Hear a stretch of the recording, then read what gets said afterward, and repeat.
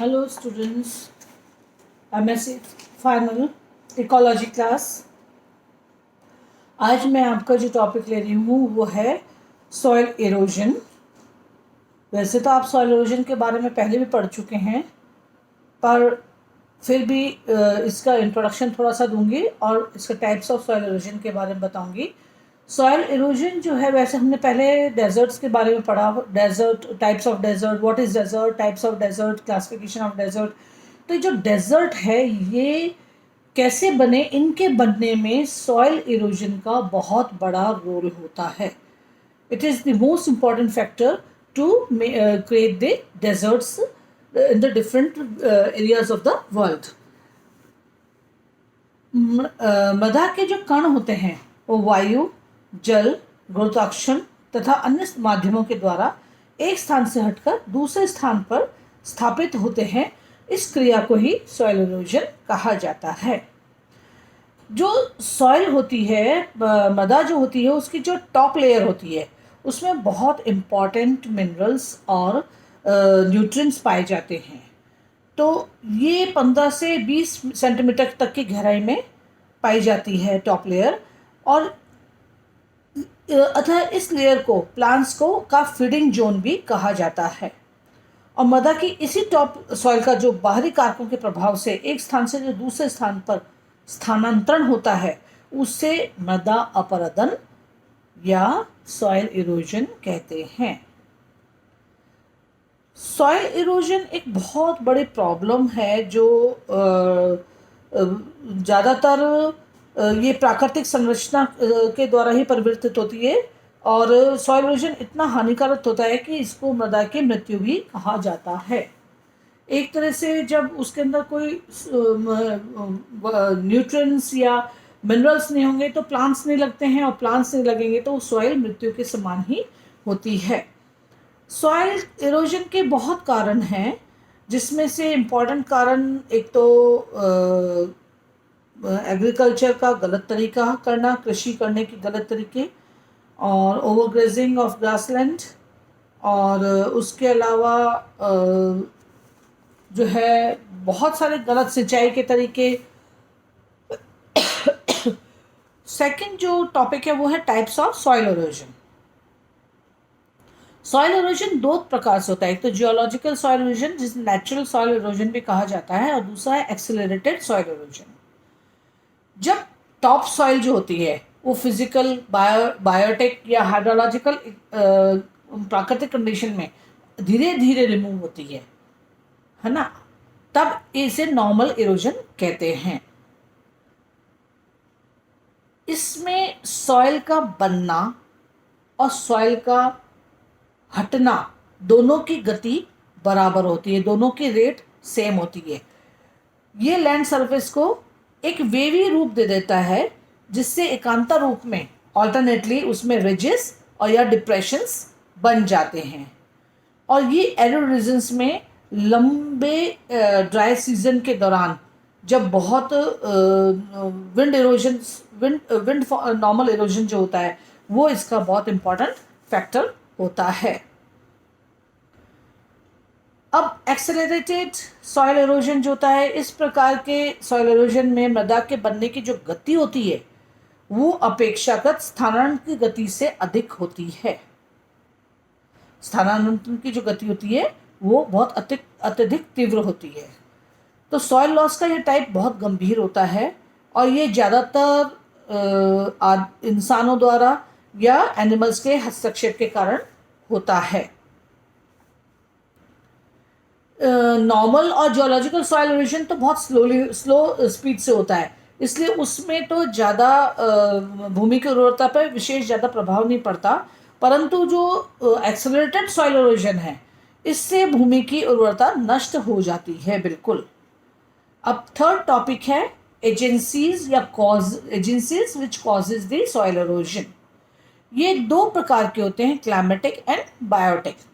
Climatic में हम पढ़ेंगे वाटर इरोजन इम्पॉर्टेंट है, विंड इरोजन बहुत इम्पॉर्टेंट है।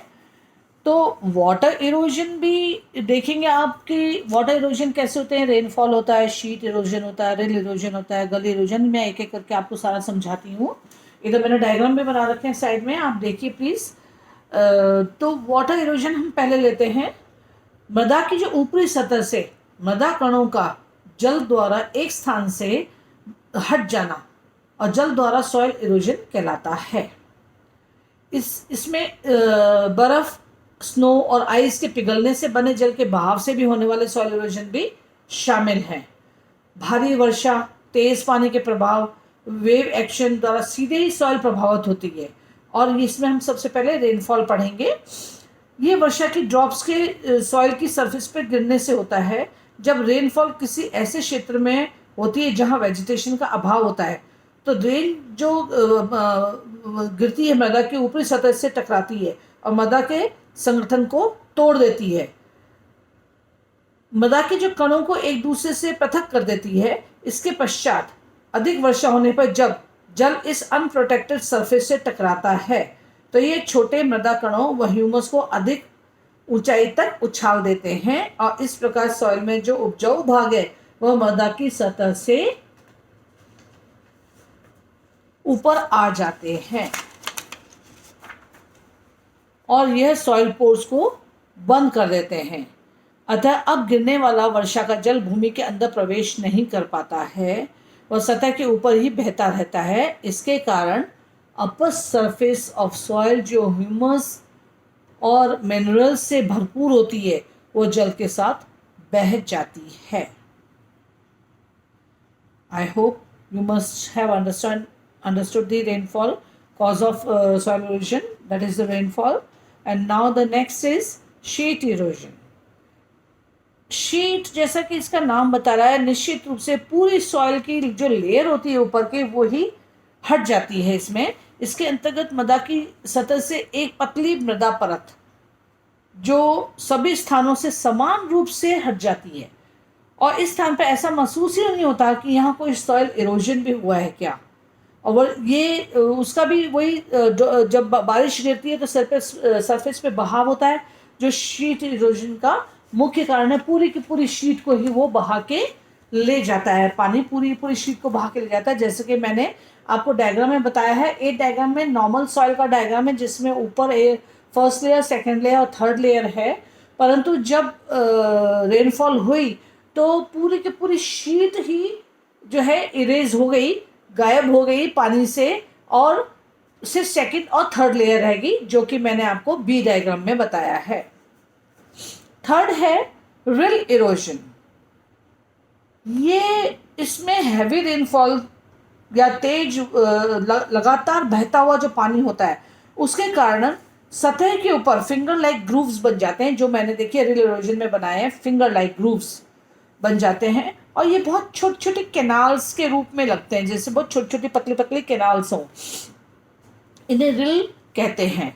और इसमें से जब इनमें से पानी बहने लग जाता है रेगुलर, तो ये धीरे धीरे मिट्टी के कणों को साथ में भाग करके ले जाते रहते हैं। नेक्स्ट है गली इरोजन। अब गली इरोजन जो होता है वो थोड़ा सा वो रिल इरोजन का ही थोड़ा बड़ा रूप है। इसके अंदर जब रिल में से पानी की चौड़ी ग्रूव्स बन जाती हैं या कैनाल्स बन जाती हैं या चैनल्स बन जाती हैं, इन्हें गलीज कहा जाता है, जो मैंने नेक्स्ट उसमें बताया है। जो गलीज होती हैं वो वी शेप में या यू शेप में भी हो सकती हैं। ये फील्ड्स को छोटे छोटे खंडों में बांट देती हैं, खेतों को छोटे छोटे खंडों में बांट देती हैं, उन्हें कृषि के अयोग्य बना देती हैं। बिल्कुल मतलब जो है किसान खेती नहीं कर सकता।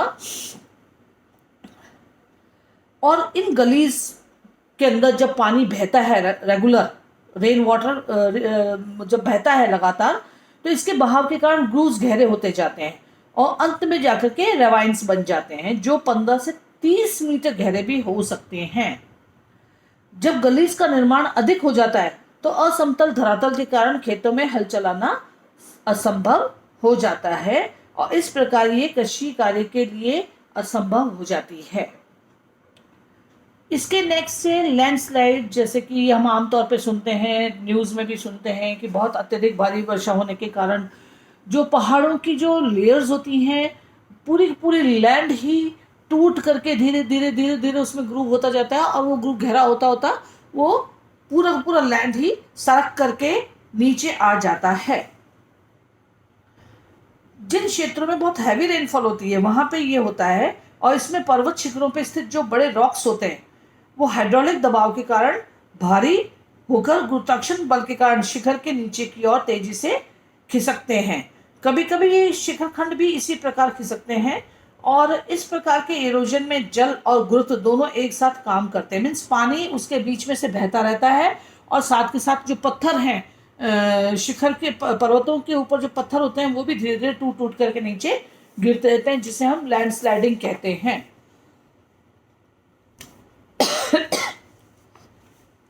Next and the last of water erosion is riverine erosion. जो राइवेरियन इरोजन होता है ये रिवर्स के किनारों पर अधिक सक्रिय होता है। रेनी सीजन के दौरान क्या होता है, नदी में बहता हुआ जो जल होता है वो दूसरी दिशा में मुड़ जाता है। इससे क्या होता है, किनारे की जो मिट्टी होती है वो लगातार कटती रहती है और वो केव्स की तरह बन जाती हैं। इसे राइवेरियन इरोजन कहते हैं। बाढ़ के कारण भी ऐसा इरोजन होता है, ये मिट्टी नदी के तल में जमा हो जाती है। इन सभी कारणों से हमने देखा, rainfall, sheet erosion, rill erosion, gully erosion, landslide, riverine erosion, इन सभी प्रकारों से मृदा की जो ऊपरी उपजाऊ स्तर होती है वो हट जाती है और एक कठोर, कॉम्पैक्ट और पथरीली सतह नीचे की शेष बची रह जाती है। बहता पानी शेष बचे पादप के स्तर को भी समाप्त कर देता है। इस प्रकार जो सॉइल इरोजन है वो मृदा की ऊपरी सतह हटाती जाती है और निचली भूमि पर पहुंचकर वहां की वेजिटेशन को भी समाप्त कर देती है। ये हमने पढ़ा था वाटर इरोजन के बारे में। अब हम लेंगे विंड इरोजन, जो हवा के द्वारा मिट्टी की सतह को या मिट्टी को एक जगह से दूसरी जगह ले जाते हैं। वायु द्वारा सॉइल का जो स्थानांतरण होता है उसे विंड इरोजन कहते हैं। सॉइल इरोजन का जो मुख्य कारण है वो विंड इरोजन भी है। भारत में एरिड और सेमी एरिड में इसकी बहुत अत्यधिक समस्या है। यहाँ पर जो सॉइल होती है वो मुख्यतः सैंडी होती है और वेजिटेशन बहुत कम होती है। वेजिटेशन कम होने के कारण इसकी जो मिट्टी होती है उसके जो है उसके वो उसके पार्टिकल्स बंधे हुए कम होते हैं, और वायु द्वारा मृदा अपरदन एक मेन और कॉम्प्लेक्स प्रॉब्लम भी है। राजस्थान के, पंजाब के कुछ भाग जैसे हरियाणा, गुजरात, यूपी तटीय क्षेत्र इससे प्रभावित होते हैं। यहाँ पर इन एरिया में क्या होता है, राजस्थान, पंजाब, ये जो एरिया हैं इस एरिया में बहुत तेज हवाएं चलती हैं, क्योंकि उनको रोकने, एक जगह से दूसरी जगह खूब तेज हवा चलती है और इन्हें रोकने के लिए पेड़ पौधे नहीं होते हैं, बहुत कम होते हैं। तो जो बंजर मृदा के छोटे छोटे कण होते हैं, जमीन में सैंड पार्टिकल्स होते हैं, वो एक स्थान से दूसरे स्थान तक उड़ जाते हैं, जिससे ये जो है कृषि योग्य भूमि नहीं रह पाती, और जो है वायु से ये जो सैंड है ये गड्ढे और रोड्स और बड़े बड़े उसमें स्थानांतरित हो जाती है। ज़्यादातर सॉइल इरोजन समुद्री किनारों पर अधिक स्पष्ट होता है और डेजर्ट के एरिया में ज़्यादा होता है। डेजर्ट की प्रमुख जो वो है वो सैंड ड्यून्स का स्थानांतरण होना है। इस प्रकार की अस्थिर जो मृदा पर बहुत कम प्लांट्स ग्रो करते हैं। ड्यून्स के रास्ते में आने वाले प्लांट्स भी सॉइल द्वारा दबा दिए जाते हैं। जो विंड इरोजन है वो 3 प्रकार से होता है: saltation, suspension and surface creep. Saltation जो है ऐसे एरिड क्षेत्रों में जहां रेनफॉल कम, उच्च ताप ज़्यादा होता है, वहां सॉइल वाटर तेजी से वाष्पीकृत हो जाता है और पीछे नमक जो सॉल्ट है वो छोड़ देता है।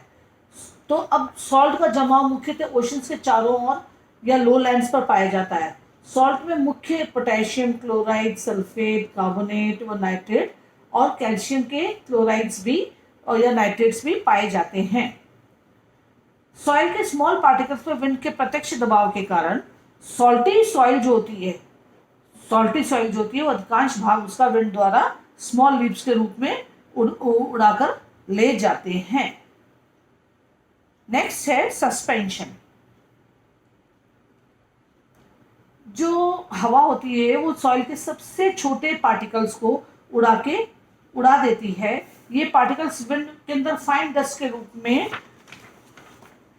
इधर के उधर उड़ते हैं और एक स्थान से दूसरे स्थान पे चले जाते हैं। ये हम अधिकतर आंधियों के दिनों में, गर्मियों में जो आंधियां चलती हैं उसमें हमने इसका बहुत अनुभव किया होता है। फिर है सरफेस क्रीप।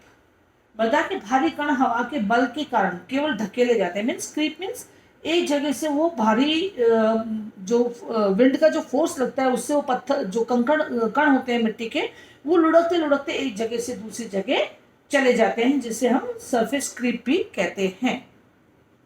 ये आपके थे सारे वाटर एंड विंड इरोजन। अब मैं आपका नेक्स्ट लेना चाहूंगी जो सॉइल इरोजन का एक बहुत बड़ा कारण है, वो बायोटिक। क्लाइमेटिक हमने पढ़ लिया, अब हम लेंगे बायोटिक। बायोटिक के अंदर डिफॉरेस्टेशन, ओवरग्रेजिंग, शिफ्ट कल्टीवेशन या फॉल्टी एग्रीकल्चर मेथड्स, ये इन कारणों के द्वारा जो है बायोटिक फैक्टर्स के द्वारा सॉइल इरोजन होता है। डिफॉरेस्टेशन जैसा कि पता ही है, नाम भी बता रहा है कि निश्चित रूप से बड़े बड़े जंगलों का कट जाना, उनका हट जाना, ये एक बहुत बड़ा सॉइल इरोजन का कारण है। और ये इसके वृक्षों के अंधाधुंध कटाई के कारण सॉइल एक्सपोज हो जाती है, और जो एक्सपोज सॉइल होती है वो पानी के द्वारा, हवा के द्वारा एक जगह से दूसरी जगह गली या शीट टाइप की सॉइल इरोजन का कारण बन जाती है। ओवरग्रेजिंग, जो जानवर होते हैं मनुष्य द्वारा पालतू पशुओं को मनुष्य जो होते हैं वो अपने पालतू पशुओं को खिलाने के लिए, घास वगैरह खिलाने के लिए या जो उनका फीडिंग के लिए इनको छोड़ देते हैं, जिसके कारण ये ओवरग्रेजिंग हो जाता है। और इरोजन के फैक्टर्स के इसके अतिरिक्त एनिमल्स के इधर उधर विचरण करने से भी, इनके खुरों से भी भूमि कठोर हो जाती है और वृक्षों की वृद्धि कम होती है। इस टाइप की जो सॉइल होती है उसमें जल का रिसाव कम होता है, ये भी एक बहुत बड़ा कारण है।